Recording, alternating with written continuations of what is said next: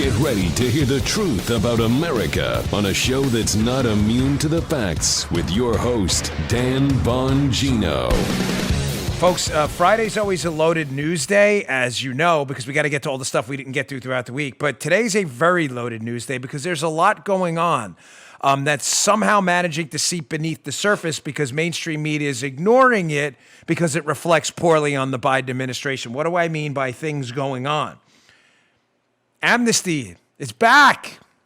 It's back. Amnesty, the sequel. Talking about immigration amnesty. Did you know about that? Gun grabbing, it's back too. That's not the sequel. That's the quintuple. Who knows how many times they've tried to take your guns. Earmarks are back too. Do you know about that? I also have the single worst op-ed by a liberal I have ever seen written in human history, comparing homeschool parents and others who believe in, crazy things like school choice, Joe. Comparing them to Middle Eastern terrorists. Their words, not mine. Today's show brought to you by our friends at ExpressVPN. You don't like big tech and government spying on you? Me either. Go get a VPN. Go to expressvpn.com/Bongino. Welcome to the Dan Bongino Show. Let's get right to it. I've got that. Also, we're going to open the show today with one of my burgeoning rock stars in the conservative movement, Governor Kristi Noem, of South Dakota, with another terrific appearance. All right, today's show brought to you by our friends at, as I said, ExpressVPN. You don't have to give big tech websites access to your data. Why would you do that? I choose to protect my online activity using ExpressVPN. So does my whole household. Ever wondered how free to access social media companies make all their money? Well, they track your searches, video history, and everything you click on. And then they sell your valuable data.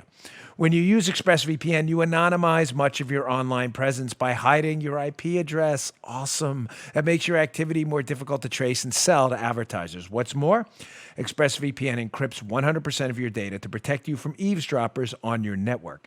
ExpressVPN's app couldn't be easier to use. Just tap one button on your phone or computer and you're protected. That's it. Take back your online privacy with the VPN I use at expressvpn.com/Bongino. Get that URL right. Why? Because you'll get 3 extra months free on a 1-year package by going to expressvpn.com/Bongino. expressvpn.com/Bongino. Protect your data today. It is important. Producer Joe, today is what? Friday, so I don't want to miss it again. So let's do your worst 1960s game show voice. Intro to the show. It is Friday. Do your thing. It's Friday. Yes, it is. Always shocking to me to hear that. Brings back the halcyon days of talk radio pre the great Rush Limbaugh. Rest in peace, my friend. And let's hit the bell because we need to go. There you go, baby. Very nice. We will call that from now on the Rush Limbaugh bell. Is that okay? I think we should do that. We should open up the show every day. You call it what you want. Yes. Yeah. We have the Kenny bell right here. Go. By the way, our new video producer, Guy, was suggesting that we should maybe go to our 2-shot camera so you can see the whole desk sometime. We have all kinds of props from listeners and stuff here. The Kenny bell's right there. Maybe we'll incorporate that into the future. All right. Some just quick news here first. A couple of personal privilege items. Number one. Folks, because I have a public profile, there are a ton of scams out there using my name. I have repeatedly posted this on Facebook, on my social media. I have warned people they're getting scammed left and right. Let me be clear about a couple things. I do not have a CBD oil company. I have a sponsor with a product that includes CBD oil. If you get an email or see a video or a Facebook thing or a link from Dan Bongino CBD oil, it is a scam. It is a scam, okay? I'm not talking about one of my sponsors that has a product. I'm talking about a product using my name. It is a scam. You got it? If you see a video, look, Dan Bongino CBD oil, it is a scam. They are stealing your money. Again, I'm not talking about the sponsors on my show. I'm talking about a separate entity. If you get it, you'll know it. Secondly, our sponsors are on the website, bongino.com/sponsors. Secondly, if you are on my Facebook page and someone responds to a comment you made pretending to be me and says you've won $5,000 or $1,000, it is a scam. It's not real. I have posted this repeatedly. I have a pin posted at the top of my page. Do not give your credit card number to anyone on my Facebook page. It's a scam. They do it everywhere. On Ben Shapiro's page, it is a group of scammers from Indonesia. It's a scam. They do it on Shapiro's page, Don Jr.'s page, former President Trump's page, or what's left of it and his team. It's a scam. Listen to me. I want to be crystal clear, really, because I love you to death, and you have no idea how many people think they won $10,000 for commenting on my Facebook page. Why don't you block them, Dan? Because the minute you block them, they come right back up again. There's nothing you can. They will not stop. It's a team of people who do it. There will never, ever, ever be a giveaway on my Facebook page. Ever. Please. I hate to waste time on this, but I cannot watch another person lose money. They are stealing your credit card number. I do not comment on my Facebook page. I comment on posts. I do not comment in the comments section. That is not me. It's a scam. I'm sorry, but I just can't see you lose any more money. Second, a personal request. The great Donald Trump Jr. is now on Rumble. Please go subscribe to his account. His videos there are awesome. Rumble.com/Donald J. Trump Jr. JR. So Donald J. Trump Jr. Rumble.com/Donald J. Trump Jr. Go subscribe today. Let's get him over 100,000 subscribers. He's been kicking butt. All right, let's get into the content. Here is one of my rising stars in the growing conservative bench. Governor Kristi Noem of South Dakota, who's been setting the world on fire, refusing to cave to liberal tyranny. Got him. All right. Sorry, we haven't done that in a while. There's a little fruit fly on the desk. My apologies. I cannot let that sucker get away with it. He's just harassing me at this point. Flying in my face, letting him know who's in charge. No more. I'm in charge now. Here is the great Governor Kristi Noem. If Donald Trump does not run in 2024, I'm getting a look from Parler there, then a DeSantis, Kristi Noem ticket would be spectacular. Here's Kristi Noem asked by a member of the media in South Dakota if there should be not only a mask mandate, but a double mask mandate. You should have to wear a twoski. Check out her response. She's terrific. You've been resistant to implement mask mandates. You're skeptical of their efficacy at times. I never said that, Joe. Don't put words in my mouth. Well, humor me here a little What bit. I've said is the appropriate mask at the appropriate time, utilized correctly and kept sanitary, can make a difference. But I also don't believe it's my role to mandate that people wear a mask. Sure. I've left for the entire year it up to personal responsibility to make the best decisions for them and their families, and I'll continue to do that. So now that the CDC is recommending 2 masks, Well, the CDC has changed their recommendations many, many times. In fact, we've seen the CDC change their recommendations based on political pressure in the past. I choose to rely on science and data and facts, and masks can work in certain situations if you're wearing the right kind and you're doing it appropriately. But I'm not going to mandate it. It's not an argument over whether masks work or if they don't work. I've never argued that. What I argue is the mandate.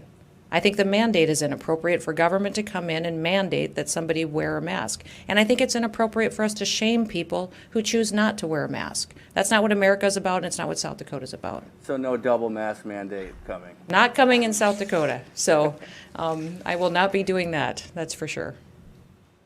I'm starting to really love Kristi Noem in the political way. Political love. The love is growing by the day.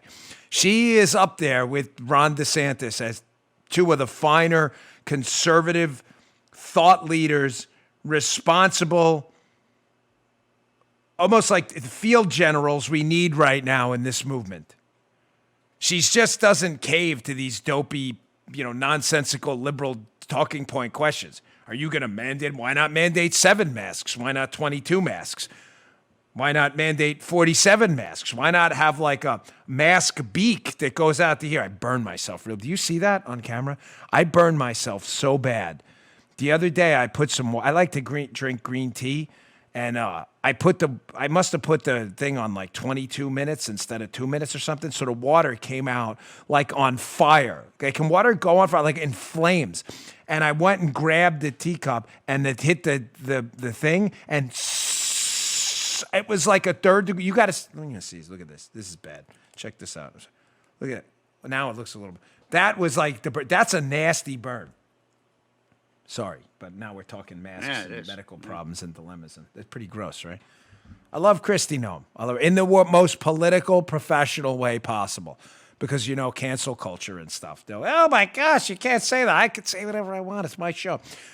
But I'm telling you, in 2024, if Donald Trump doesn't run again, Ron DeSantis from Florida and Kristi Noem from South Dakota should seriously consider venturing into national politics. They have just been terrific on these issues. You want to wear a mask? Wear a mask. You want to wear 2? Wear 2. You want to wear 10? Go ahead. We used to have this expression in the Secret Service, right? You know what it was called? Get ready for it, Joe. This is very scientific. You could write a book on leadership about this one topic. You know what the expression was, Armacost? It was big boy rules, folks. In other words, when you'd go overseas on a big advance, it was a very dangerous trip, and you were part of the Secret Service team, there was nobody watching you every day. Everybody sent you out to do your little task. We had an airport guy who secured the airport, a site guy who secured the major site, a lead advance, a technical security guy, a motorcade guy, and shockingly, Joe, you know what? No one was breathing over your shoulder because we were all big boys. So we used to call it big boy rules. If you're an adult who can think straight, I know liberals can't. You want a government mandate for everything because you have intellectual IQs in the low double digit range, I might add, like 10 and 11 and stuff, not like 99 and 98. I get it. You need the government, your daddy government to tell you everything. Oh, daddy government, I need to wear a mask. So wear a freaking mask. Why do you need a government bureaucrat to tell you? Do we have a mask up here, Paul? Put the mask. I have bad elbows. I literally cannot reach my own ears. This is not a joke. This is me. I cannot. That's how far my arms and shoulders go. Not a joke. I'm not trying to be funny. I cannot reach my own ears. Here's how I put a mask on because I don't need daddy government to tell me. Okay? I have to take it with my right arm. If you've seen me do this in public, I'm not messing with it. I have to expand the thing, get it on this ear, hold the bottom with a little bit of my left. If you're watching on rumble.com, you can see the Dan mask dynamics. I then have to take the other one because I can barely reach the ear, but I have to go I push the ear back. It's like a 20-second embarrassing process because of my arthritis. My joints don't work. I don't need daddy government to put a video together showing me how to wear 72 masks. If you love masks and you think it is going to save you from the coronavirus, great. Good for you. Follow whatever guidance you like. You don't need daddy government to tell you everything. And the reporter, you got to put a double mask mandate? She's like, why do you need a mandate? Just wear it. I said a long time ago, and liberals lost their minds because they're losers and idiots, a lot of them in the media. I said I'm not anti-mask. I'm anti-stupidity. And of course, Dan Bongino, anti-mask, because they just can't listen. They're that dumb. You can play them the clips. Dan Bongino says he's not anti-mask, he's anti-stupidity. What's the quote? Dan Bongino's anti-mask because they're morons. Kristi Noem is not anti-mask. She just told you want to wear a mask? Wear a mask. The CDC guidance has been all over the place on it. You want to wear one? Wear one. I don't need to mandate it. She says I'm not anti-mask. I'm anti-stupidity. Amen, sister. I'm with you. You all love wear masks. I've worn them. I wear them now. There are businesses down here in Florida, even though there's no statewide mandate, that say wear a mask to come in. I put the mask away and I kept my food. I walk out. Why is this such a big deal?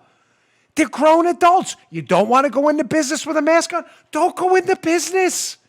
Just don't go. Oh my gosh, has there ever been a debate in American history which dumbs down the population as much as this alleged mask dispute? There's no dispute. You love them? You're really convinced it helps? Good. Wear it. Terrific. I'm not against you. I don't shame mask wearers. I'm high risk. I don't have to go, look at you wearing a mask. So leave us alone. You think the people who don't have a mask on outside, not even indoors, walking their dog, you think they're an existential threat to your life? Walk on the other side of the street. This isn't hard. Of course, this whole segment, again, because liberals have low double-digit IQs, damn Bongino, anti-mask, despite me clearly just saying the opposite. I'm anti-stupid. If you really are convinced this is your salvation, then just wear it. What's so hard about this? My gosh. Is this really complicated? You need the government to tell you everything? The news guy. You gotta follow CDC guidance. Mandate double mask. Next thing you know, it'll be 7 masks. 7 masks. We'll have, you remember the Spanish flu masks, Joe, back in the day? They had the long beaks on them. You see them and he's like, remember those? And they would load it with like flowery stuff because they thought it would keep the disease out. That's going to be next. It's just going to be the paper masks. I mean, Glenn Beck did a segment where he tried to see, it was really funny how many masks he could put on till his ears folded. I think he got up to like 20 masks. I mean, folks, you got to breathe at some point. Can we bring some reason back to this? Really, this segment, this is horrible because I was supposed to spend, not the segment's horrible, but this was a last-minute throw-in, the Kristi Noem thing. And it's seriously, Joe knows like the cadence of my show. It was supposed to be like video and like a minute of commentary and move on. It was more, matter of fact, here are my notes. You can see them. That was gross. That was just the fruit fly. When I killed, fruit fly was playing with me. He was playing with me. And he now is suffering the consequences. He just fell, like, blew away. The segment was supposed to be about Kristi Noem, not about masks. But I'm sorry. I just got off on a little bit of a tangent. All right, I'm getting a hint here that we have to do another spot. So this is the new hint. They throw the stuff up on the teleprompter. There's like a new routine here. I don't know how cool I am with this, kind of dictating where my show goes. But that's all right. I'll play along a little while. All right, after this spot here, you ever say on the radio? I've got to get to this Washington Examiner amnesty. Amnesty's back. Amnesty's back. Had a little bit of a blowout with Geraldo Rivera last night on the Hannity show. I love debating Geraldo about immigration. No. Because, shocker, I know. Oh, my gosh. Because Geraldo's typically wrong on immigration, and he uses emotion all the time. He doesn't seemingly use reason. And we had a pretty fiery debate last night, so I'm going to get to that in a second. I'm not going to replay it. I'm just going to get right into the content. All right, today's show brought to you by our friends at Personal Defense Network. What is Personal Defense Network, and why does it matter to you? Well, it should matter, because 2020 has brought a lot of unforeseen upheaval to our society. A lot of people realize that, sadly, the police may not always be there, and the ability to defend yourself and your family has never mattered more. You need to be prepared. Well, how? I mean, what are you going to do? Pay for some, life coach or personal defense coach? No, you don't have to. They have a library of videos at Personal Defense Network where you can get access to the best instructors in the world. They have the world's largest collection of high-quality, educational self-defense material anywhere on the internet. From firearms to self-defense to home defense training, Personal Defense Network will be your rescue here, quite literally. PDN, Personal Defense Network, is an educational community built by patriots just like you. They provide vital, easy to understand, real-world tips, techniques, and priceless tactics you need. The PDN team is the world's best instructors. They've been delivering life-saving information to people like you for over 15 years. Keep yourself safe. Learn how using PDN. Go to, here's how you get there, myrightsmyhome.com.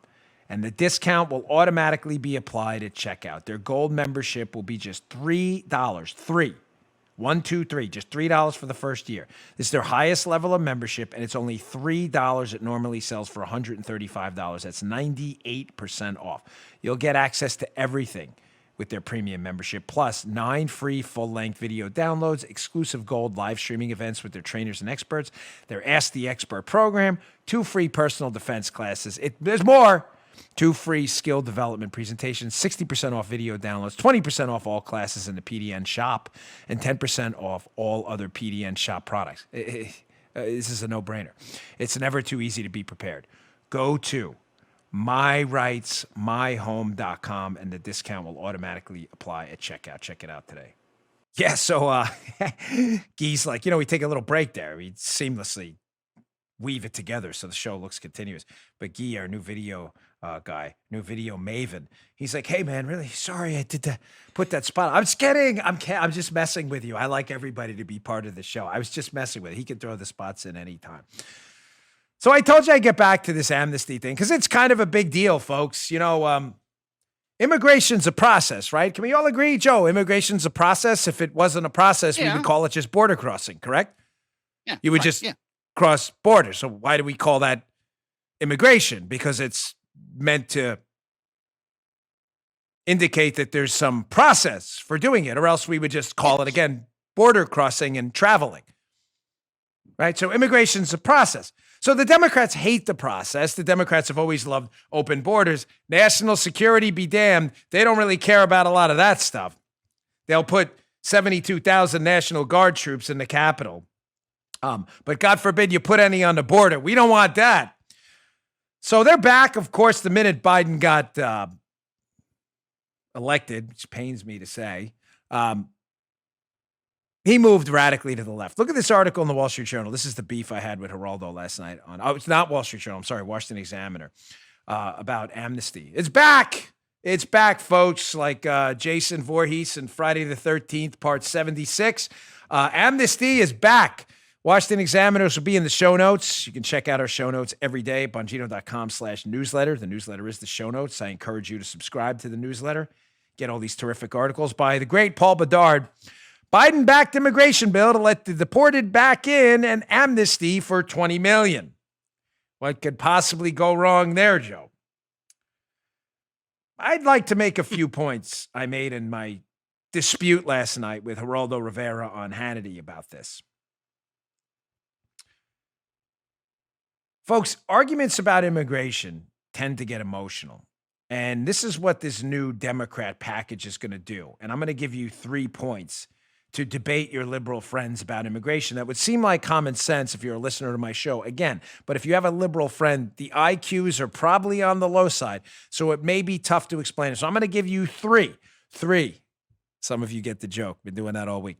3 takeaways to debate your friends on the immigration issue. First, from the Washington Examiner piece, what's this new Biden amnesty proposal going to do? Biden amnesty, don't call it any different.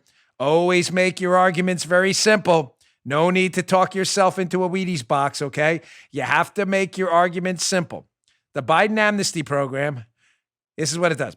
A new Democratic immigration package backed by President Biden is already coming under fire because it would extend amnesty and citizenship to nearly 20 million immigrants, a population 5 times that of Los Angeles, and would even extend an invitation to return to those recently deported.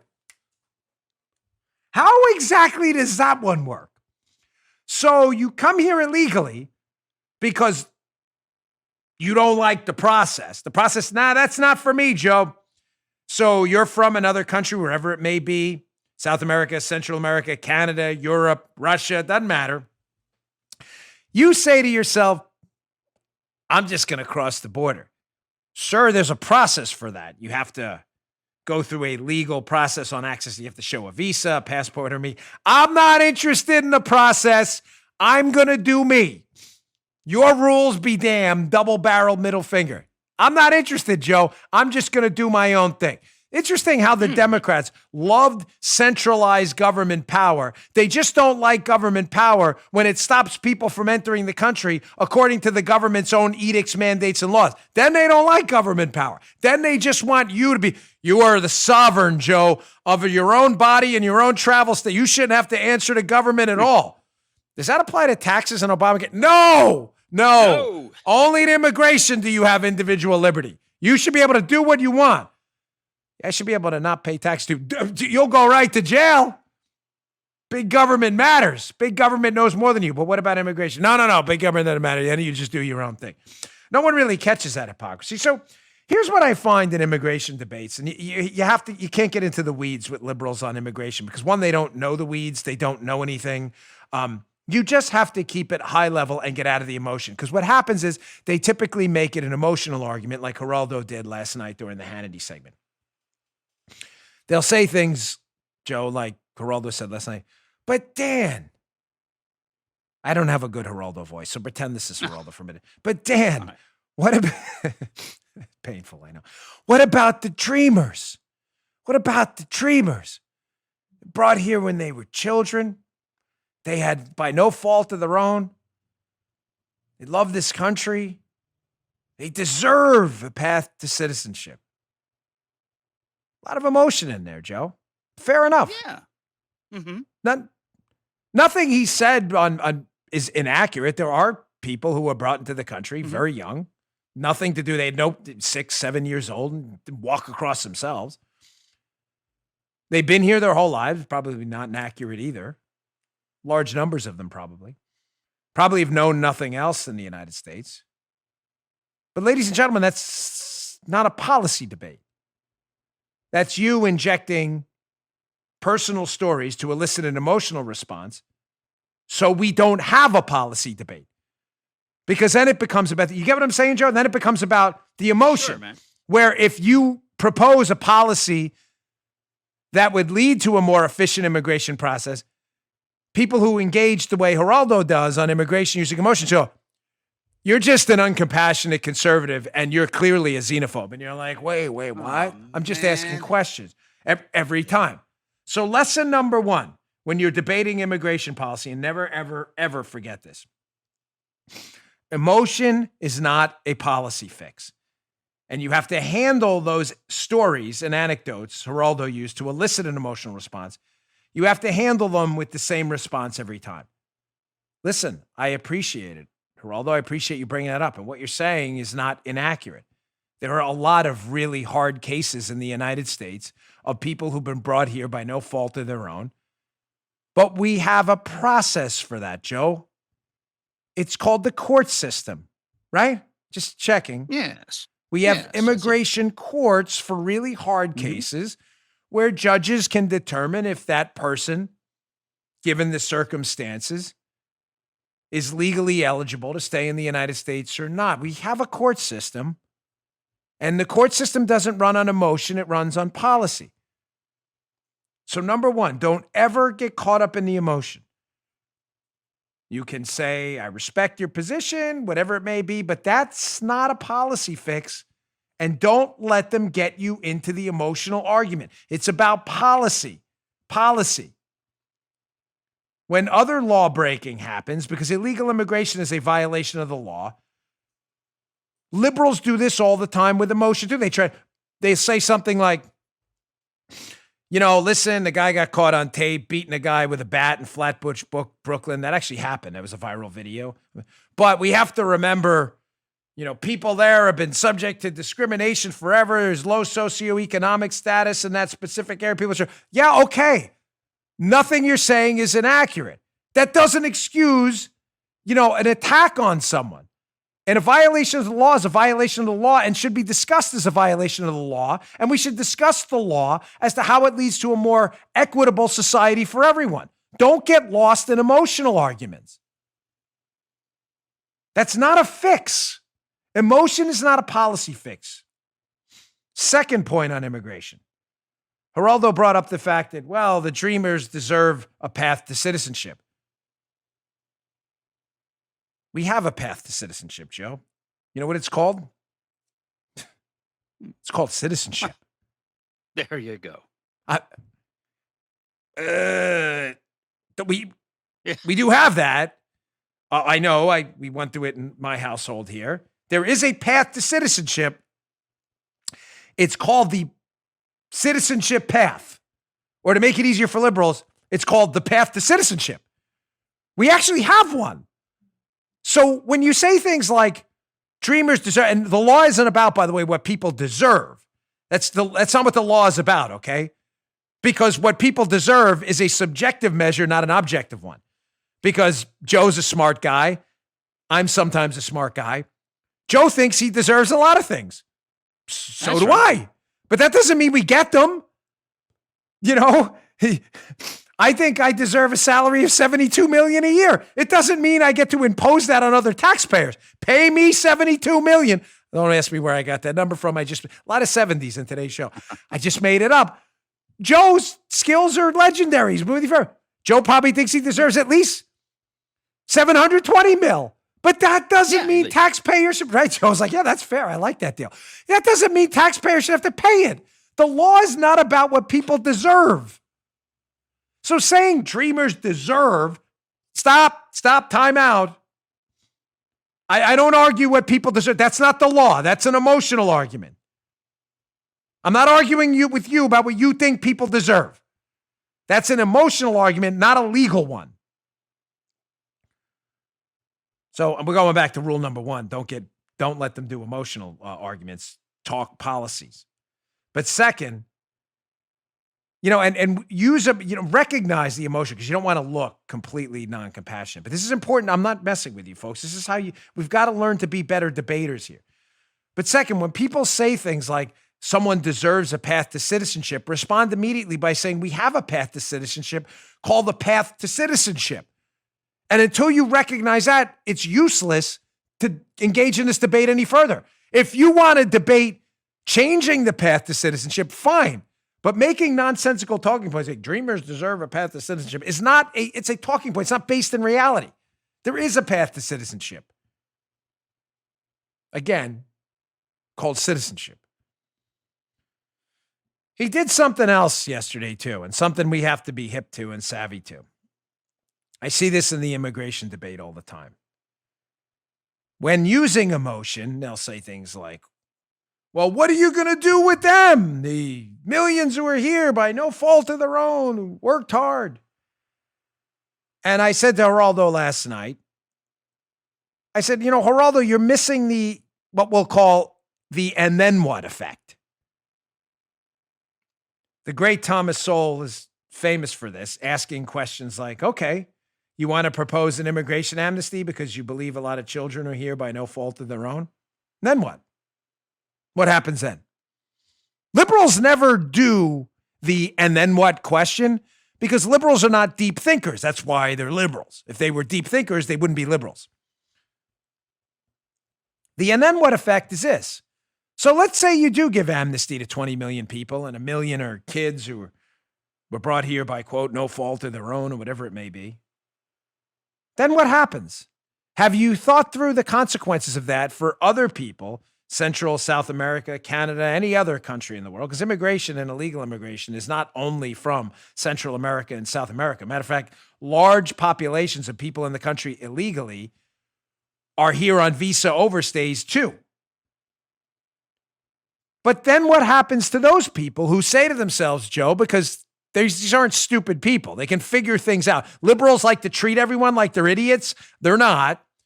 They say to themselves like, wow, that was pretty cool. So my friend Bobby entered the country illegally into the United States, brought his kids. Bobby just emailed me and said, hey, this is great. I'm going to be a citizen next week. Meanwhile, you're a sucker standing online at the consulate or embassy somewhere, waiting to come into the United States through the legal process. And Joe, fairly enough, right? Are you not like scratching your head going, yeah, what the hell am I doing this stupid thing for? Right? Yep. Am I missing something? Yeah. Because people are smart, and then people say, and then what? Okay, so they're granting amnesty to people who entered the country illegally. And then what does that mean for me? It means I'm an idiot for standing online, paying $10,000 in visa applications and other associated fees to get my citizenship the right way and get into the United States. Why am I doing that? I should just enter the country illegally. Liberals don't do, and then what? Ever. Thank you. We haven't done that, the head scratching effect, because you can't really hear it with me. That's Joe's mechanical head. We're going to call all our effects. We're going to name them after. That is the official Rush Limbaugh head scratching for liberals effect. Everything's going to be named after Rush from now on. So tip number 1, again, don't let them bathe in emotion. Stop them. Emotion is not a policy fix. I respect what you're saying, but that is not an argument about policy. You're talking about anecdotes. Second, stop them when they say things like path to citizenship for dreamers. There is one called citizenship. on the immigration debate. Third, always say to them, okay, you want amnesty? Then what? Then what? What happens to the millions of people around the world who then logically, because they're rational maximizers, what happens to those people who say, well, why am I going through the legal process if the rewards are just as great through the illegal process? Well, what happens? And watch your liberal friends go, I don't know. I never really thought that one through. Of course you didn't. You're a liberal. You don't think things through. That's the hallmark of being a liberal. Dan, you sound awfully bitter. You think? Having grown up in New York and Maryland, two great states full of great people, but I have a lot of liberals, and you're bathed every day in liberal stupidity, it makes you a little bitter as you get older because you can't believe people can be so stupid to believe this. You mean we're going to let people in the country illegally? And according to Joe Biden's plan, even if we deport you, we're going to go bring you back in. Hey, did we deport you? Hey, come on back. We'll pay for a first-class ticket. Sane people, Joe, are like, that doesn't sound like a good idea. But if you're a liberal, henceforth largely insane, you're like, this is a great idea. What could possibly go wrong? Ugh. All right, listen, on the other side of this break, I got a really troubling story. I'm not messing with these. I'm not being sarcastic here or anything. There's a Reuters story popping out there that 29% of Americans, close to 30%, nearly a third of the country, support breaking up the United States. It's not an unsurprising story, sadly, but it should start having you all scratch your own heads like, we've been down that road before in the country, Joe, and that didn't really go very well. And then I'm going to show you an article in Reason, Reason.com, that explains why nearly a third of the country wants a national divorce, and a serious one. You're not going to want to miss this segment. If you ever wonder what makes Omaha steaks so darn good, I have. It's the aging process. Omaha Steaks ages their steaks at least 21 days because that's the sweet spot where the magic happens. You can try their mouth-watering steaks. We had them the other night. You can cut them with a plastic fork. They're so delicious and tender. In their Butcher's Best Sellers grill pack. It includes 4 of their iconic and fork-tender Butcher's cut filet mignons. Absolutely delicious. 4 ultra-juicy burgers. 4 savory pork chops. You getting hungry? Desserts and so much more. You should be. And no better way to fill that stomach than Omaha Steaks. How do you get this terrific deal? You go to omahasteaks.com and enter Bongino in the search bar for a special price on the Butcher's Best Sellers package. Plus, you'll get 4 more chicken breasts and 4 more of those delicious burgers for free. Omaha Steaks has been the leader in gourmet steaks and food since 1917. No one comes close to matching the delicious flavor of their steaks, burgers, chicken. Every order is flash frozen, vacuum sealed, safely delivered to your door in a cooler with dry ice, and stays ready to cook in the freezer for months. We just cooked some the other night. Absolutely delicious. All backed by the unconditional 100% money back guarantee. That's nice, but you're not going to need that. Believe me, once you eat their steaks, you're going to go buy more. Go to omahasteaks.com. Type keyword Bongino, Bongino, in the search bar and order the Butcher's Bestseller pack today. Don't forget, you'll get 4 free chicken breasts and 4 burgers. 4 burgers. That's omahasteaks.com.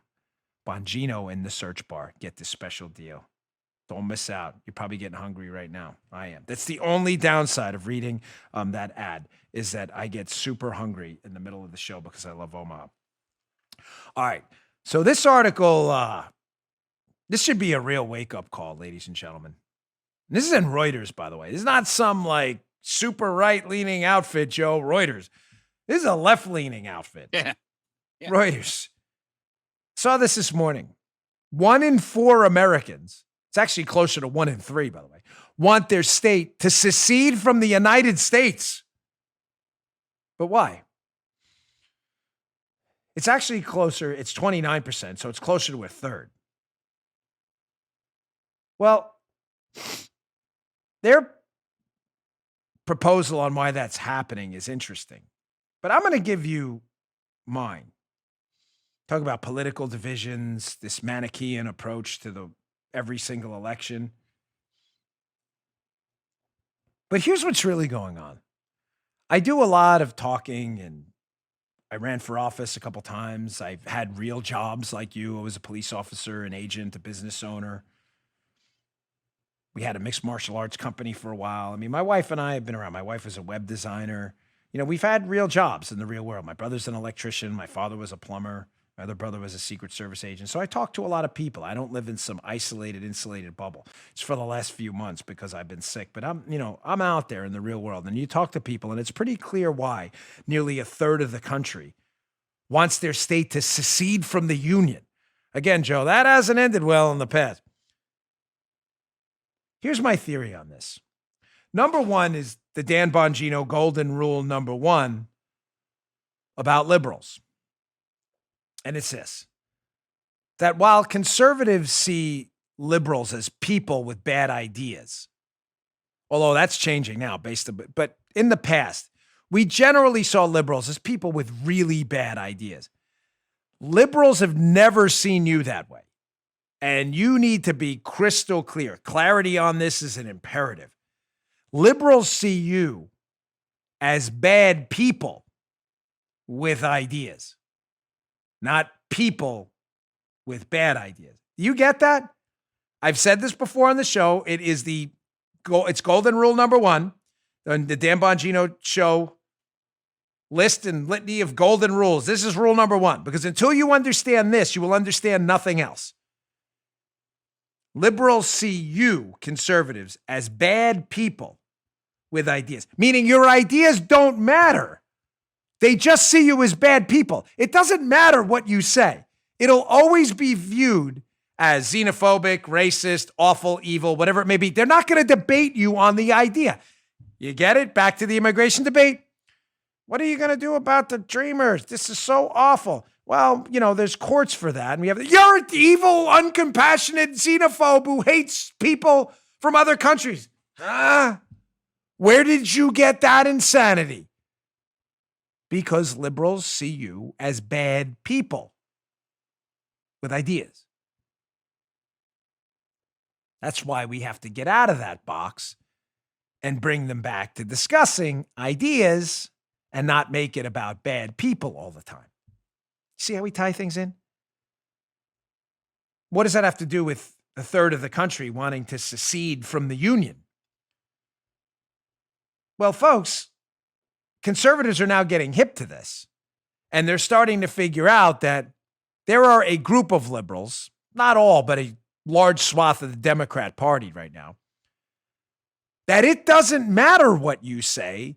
They see us as bad people and want to harm us.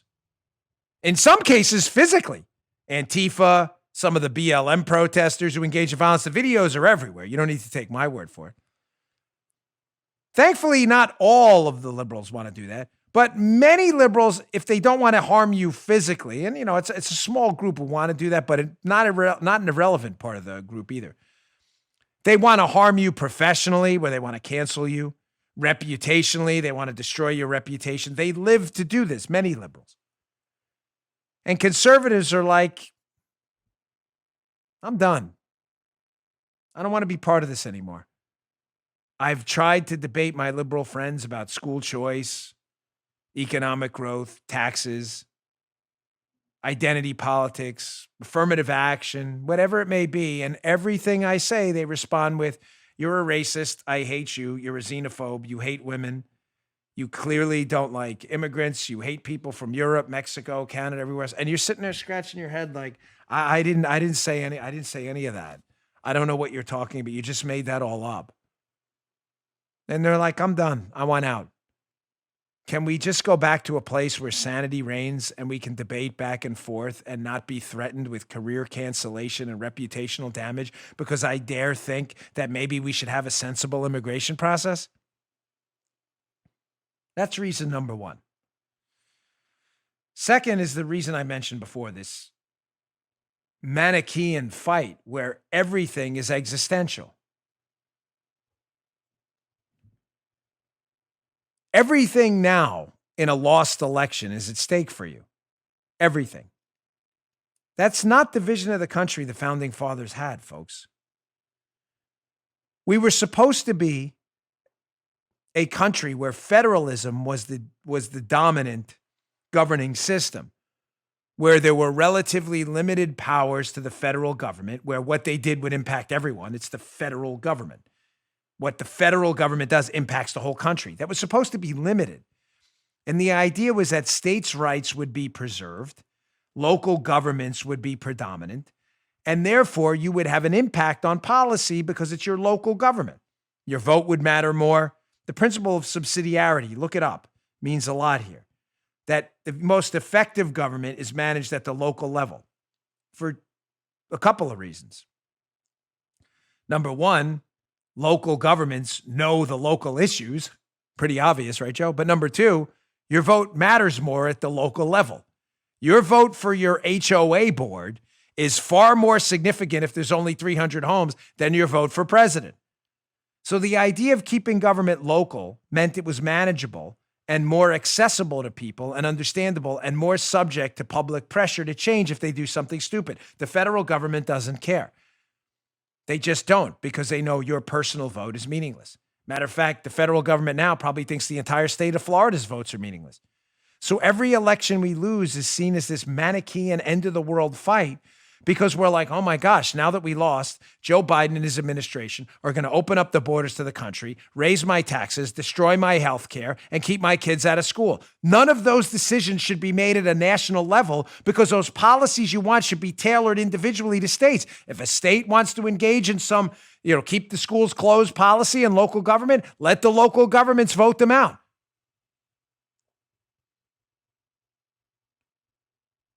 I didn't explain that well. I can tell. The first part's easy. Conservatives, are sick of being called racist and stuff by liberals who see them as bad people, so they want to separate from the union and get away from it. But the second part's really critical. It's the more important argument here. That if we had a system which respected federalism, and the federal government did very few things, a national court system, our military, post roads, taxes, duties, imposts, and excises. Where am I getting that from? The Constitution, for the liberals listening. They haven't read it. But didn't do much else. Left local schooling policy to locals. Left healthcare policy to the states. Things we were supposed to do in a federalist system. Then the loss of an election, Joe, wouldn't be that much of a horror for your life. Do you get what I'm saying? If you lived in Florida and you lost the presidential election, and all it meant was maybe some changes in foreign policy, some minor tweaks to the tax code, you'd be like, all right, it sucks, we lost to the Democrats, but it's not going to change my entire life. Because the federal government now does everything, every lost election does change your entire life. And therefore, people who don't want this stuff in their lives, government intervention in their wallets, in their church, everywhere, like, I'm out. I'm out. Look at this chart. This is amazing. Check this out. People support for secession from the United States for people who want to join new regional unions. The Heartland Union, the Northeast Union, the South Union, the Pacific Union, and the Mountain Union. Support is off the charts. People really want out. Folks, this should really freak you out. Of course, there's an easy solution. Not easy to implement. Candidly, it's probably impossible to implement because we don't have any people with any guts, but the solutions are simple. And I'll get to the Reason article. I got a break I got to take here. But I'll get to the Reason article after that as to, again, why this is happening. Why everybody sees every lost national election as some end of the world fight. Because liberals just won't leave you alone. But the solutions are easy. Just reassert federalism. Of course, I say easy, almost being flippant about it, because no one has the guts to do that. But reassert the Constitution. Let the states do what benefits their states and pull the government out, pull it out to its constitutional role. Man, that sounded easy. That's because it is. It's never going to happen because we don't have anybody with any guts in government. But reinstitute our Constitution, states' rights, and let the government do at the federal level what the government was authorized to do by the Constitution. My gosh, that sounds simple. Yeah, it is. And then everybody wouldn't see every lost national election as an end-of-the-world fight. Secondly, maybe states should start to band together. I'm not talking about in some regional secession movement, but maybe states should start doing what Democrats figured out a long time ago. Maybe state attorneys general should start getting into regional cooperatives and start suing the federal government and taking back some of their powers. I'm just saying. Liberals do it all the time. All right, on the other side of this break, our final sponsor, Daily Wire. I want to get to this Reason article. I had so much more, man. I got to talk about this West Virginia Gazette thing too. So we're gonna motor through this. I got a lot of good stuff. I hate when I put so much stuff together and I can't get to it because I fall in love with a topic on the show that was unintended. God forbid I ever had a scripted show and a teleprompter. The executive producers of the show would go wild. I'd never use the teleprompter. I would get through the first sentence and they'd be like, oh, throw the teleprompter. This makes no sense. All right, our final sponsor today, our friends at the Daily Wire. The Hollywood elite refused to produce this film. What film? I'll tell you in a minute. Why? Because it didn't fit their political agenda. Well, the Daily Wire doesn't believe in censorship. So now you can stream a terrific film, Run, Hide, Fight, at dailywire.com. Run, Hide, Fight follows the story of Zoe Hull, a high school senior whose school comes under siege by 4 gun-toting students. Check out this trailer here. Get down on the ground! Any more friends back there? Is it safe to say that this might be our guardian angel? You have no idea who you're dealing with. Isn't it ironic that after all your hard work, people aren't going to remember you? No? They're going to remember me. Folks, the movie is spectacular. Spectacular. Daily Wire subscribers can stream Run, Hide, Fight today at dailywire.com for free. You're not a member of the Daily Wire? Use promo code DAN, D-A-N, and save 25%. Run, Hide, Fight is rated TVMA, viewer discretion advised. And I want to just hat tip the Daily Wire, Ben Shapiro's operation, Jeremy and others over there for getting involved with Gina Carano, who's really been an advocate for liberty and freedom and against cancel culture. They're doing a lot of great things, so we should support them. All right, just quickly, this Reason article, it's in the show notes, but you need to read it. Again, explaining why a third of the country nearly wants to secede from the Union. Because Reason, J.D. Tassilo, forgive me if I'm saying your name wrong, J.D., politics is seeping into our daily life and ruining everything. That's the actual headline. Americans are choosing jobs, brands, and friends for partisan reasons, say researchers. The article's fantastic. Again, in the show notes at bongino.com/newsletter. It is worth your time. I have warned you about this, that liberals' obsession. This is a liberal phenomenon. I'm telling you, this is a liberal phenomenon accusing people. Let me restate that. Introducing politics into everything is a liberal phenomenon. Conservatives' response to it is just them fighting back to try to preserve their reputations. Liberals Hester printing with the scarlet letter. Any conservative everywhere, on Twitter, at their jobs, cancel culture people, they did this. So now conservatives are responding by not wanting to associate with liberals, making job decisions, social media decisions. You got to read the article based purely on politics. Well, that car is really great. It's a really well-made car. In a functioning economy full of rational maximizers, folks, people buy a car, Joe, based on what? This is not a trick question. How good the car is, right? Yeah. Not a joke. Joe is a handy mechanic himself. That's not what's happening now. Economic resources are being allocated in our society because liberals have pushed companies to be woke-topians, to quote Matt Gaetz from Florida. And conservatives are responding saying, I'm not supporting that because the same liberals supporting BLM and Antifa and companies that support them are attacking us literally in the streets. So I'm going to buy a substandard car that's not a particularly good car because the owners of the company at least are sane. That's not how a society can continue. It's just not. It is not going to happen that way. Therefore, a third of the country says, you know what? They hate us. I've made my economic decisions, my car purchasing decisions, and my job decision based on economics to get away from liberals. I got a better idea. How about we just secede and get away from them altogether and start our own country here in Florida? You wondering what's behind this? Not hard to figure out. Just open your eyes. Clockwork Orange style. Stanley Kubrick. Ooh. See that movie? Remember that one? Oh, yeah.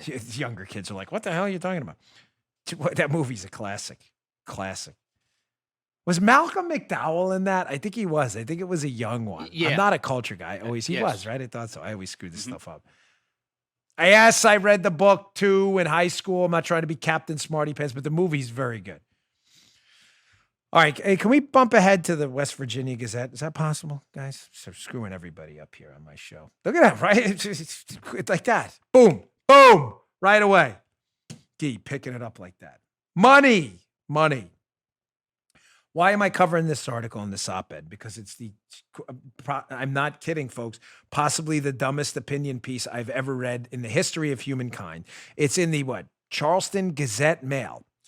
This is the most offensive piece of garbage article I have ever seen. And I'm not kidding. How this got past an editor, I don't know. All right, let's get to it. What's the gist of it? So there's a bill in West Virginia that's moving rapidly. It may have already been signed. I haven't gotten an update. That allocates funds, taxpayer funds, to students and not to schools. Pretty simple idea, Joe. Parents are paying the taxes that fund the public schools. So crazy idea, Armacost. Let's give the parents the ability to control where their kids go to school and give them the money so they can actually go to a school they choose. Crazy idea. I know. If you're a liberal, that idea makes no sense because liberals are totalitarians, double-digit IQs most of the time. And Joe, their take on it is what?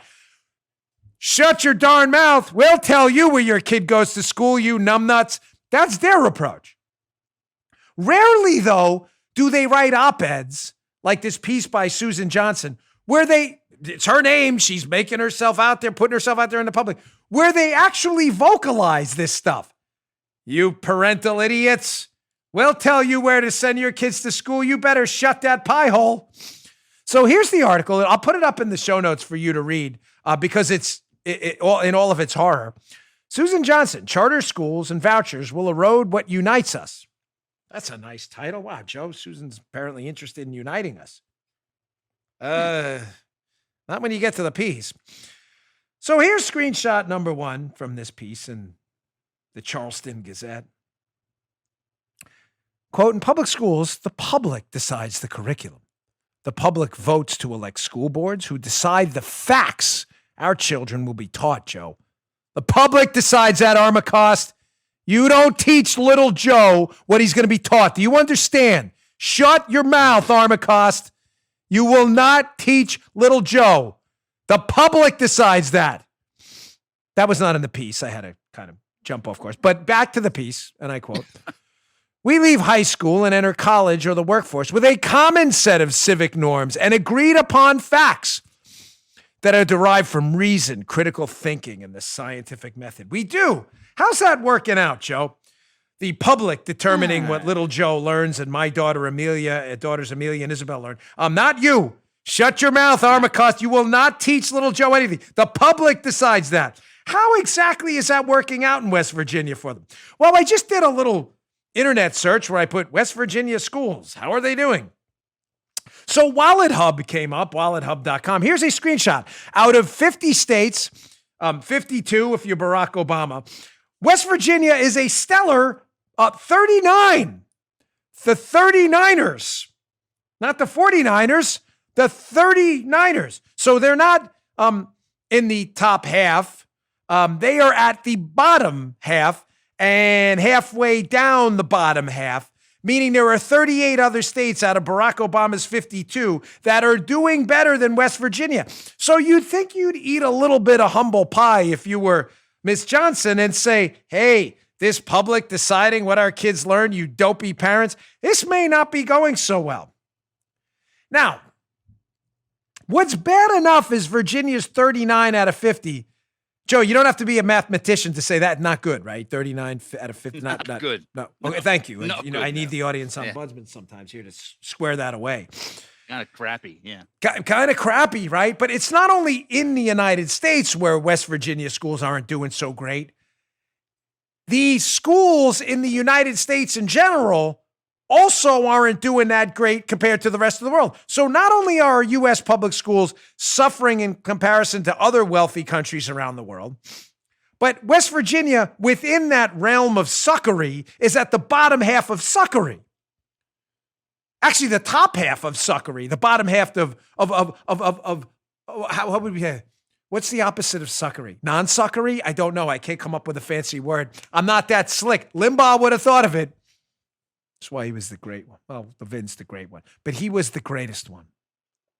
Here's an article by Pew Research.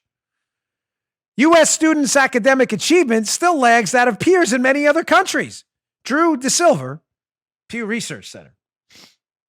But Joe, again, no sense of humility by big advocates for the public school infrastructure in the United States. No sense of humility at all. And definitely not a sense of humility from Susan Johnson, who wrote this piece at the Charleston Gazette, who then goes on to say later in the piece, after instructing you that you will not teach your kids, Joe, it'll be us, darn it. Soup cooler, shut it. She then goes on later in the piece to make a comparison between parents who actually would like school choice and things like that to Middle Eastern terrorists. They're all about unity, Joe. They are all about unity. The unity is everywhere. The unity is all over. This is an actual quote from the piece. Many children are homeschooled using private instructional programs, some that are online, that are marketed for particular religious and political persuasions. Oh my gosh, that sounds like a scandal. Parents get to pick homeschool programs? Oh my God, we better look into that immediately. Unfettered conversations on, you'll get the joke if you watched the show earlier in the week. Back to the piece. For instance, one might teach that the founding fathers were white men, and therefore only white men should be deciding things. This is an actual piece. I'm not messing with you. This is an actual op-ed by Miss Susan Johnson. Goes on. The state, whose reason for funding education is to have an... I can't read this sentence. This is a real sentence from her. The state, whose reason for funding education is to have an enlightened citizenry. Yeah, 39th out of the states and at the bottom of rich countries around the world. That's really enlightened, by the way, Susan. We'll be spending our tax dollars on a mishmash of ideologies and alternate facts. Did I miss the Middle Eastern terrorist portion of that piece? I did. I totally missed that in my screenshot. Wait. Hold on. Do I have that up? Because that's critical. I'm not kidding, because now you're going to think like, Dan, what are you talking about? Oh, I missed it. It's totally my fault, folks. There is a portion of that piece. You'll have to read it now. It's in the show notes. Yes, post-production. Paula and Guy will stick it in there. There is a portion of this piece where she actually makes a comparison. Middle Eastern terrorists to people who believe in things like school choice. Hard to believe, folks. Hard to believe. Now you see why up to a third of the country says, yeah, let's just go at it on our own. All right, a couple final notes here. I always ask you at the end of my show to subscribe to my Rumble channel, right? Rumble.com/Bongino. And I'd appreciate if you do that. It's free. I enjoy the video version of the show. We're almost at 1.5 million subscribers. But I'm going to ask you for another favor today. I asked you in the beginning, please subscribe to Don Jr.'s channel, too. Been talking so long, my MacBook almost turned off there. This is like the longest show we've done in a while. Don Jr. has a channel up on Rumble. Rumble.com/Donald J. Trump Jr. Donald J. Trump Jr. Rumble.com/Donald J. Trump Jr. Check that out. Thanks, folks. We appreciate you tuning in. We will see you all on Monday. Good day, sir. You just heard Dan Bongino.